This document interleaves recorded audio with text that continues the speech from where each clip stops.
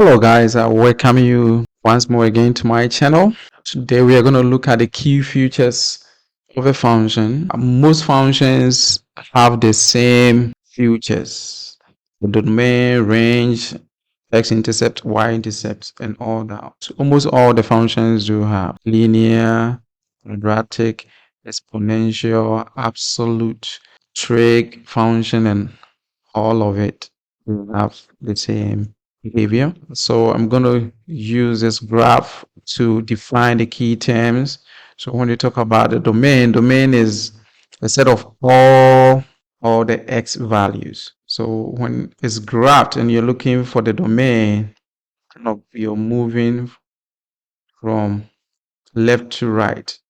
So you see this absolute, this is how it covered. We are just defining. See that the range started from here and it goes all the way. So this is the range of this function.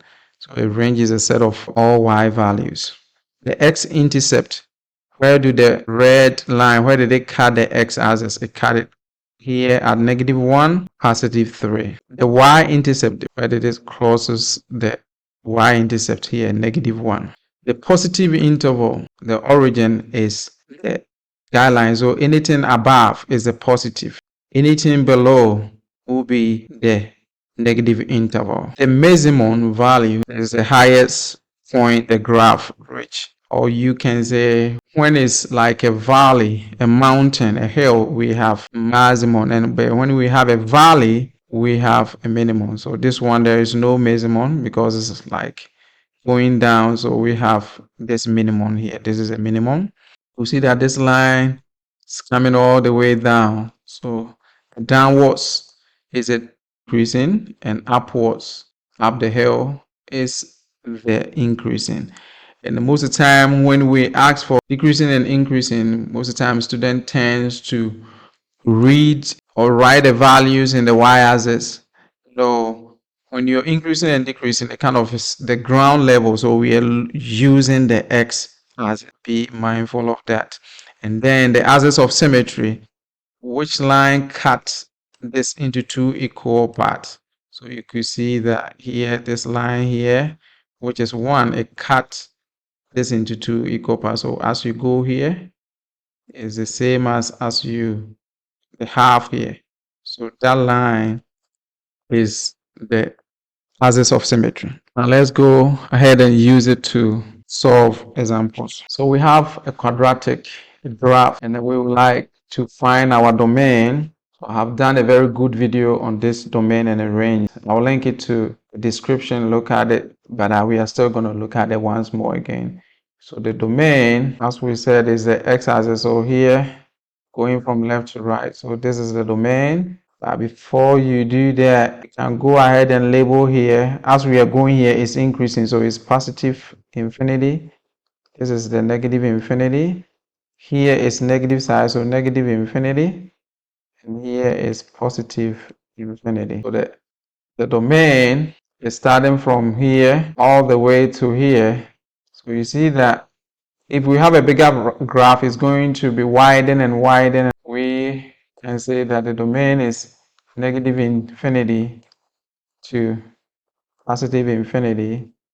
You can put it in a parenthesis like this, which you can also write it as a set of all real numbers because it's covering everywhere, a set of all real numbers. Now let's look at the range. The range is a set of all y numbers.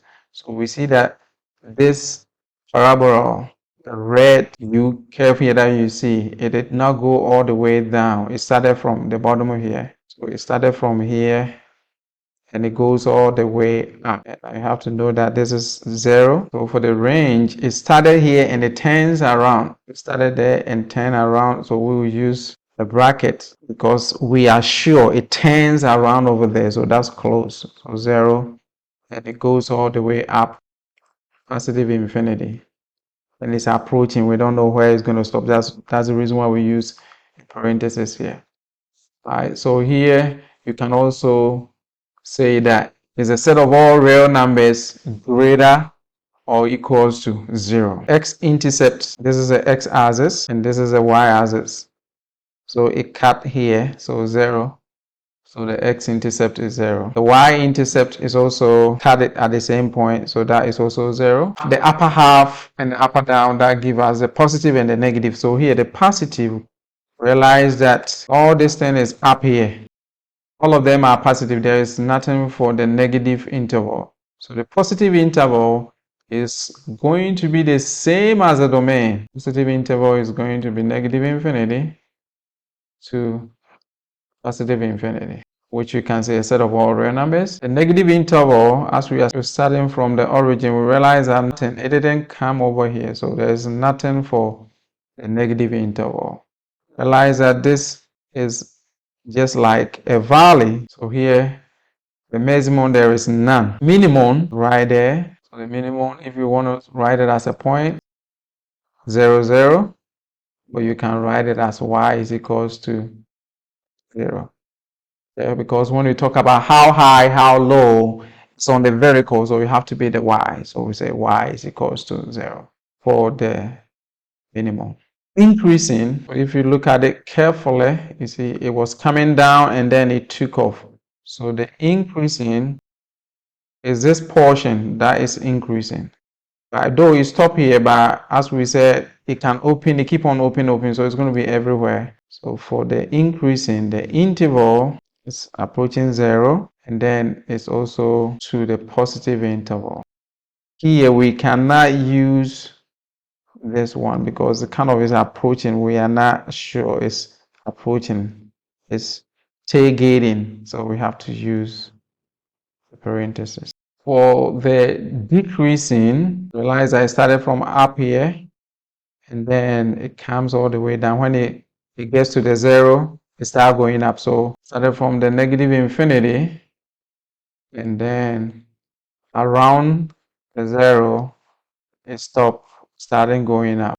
The axis of symmetry, realize that this line here is the mirror line. You see, I go here. So that's the axis of symmetry.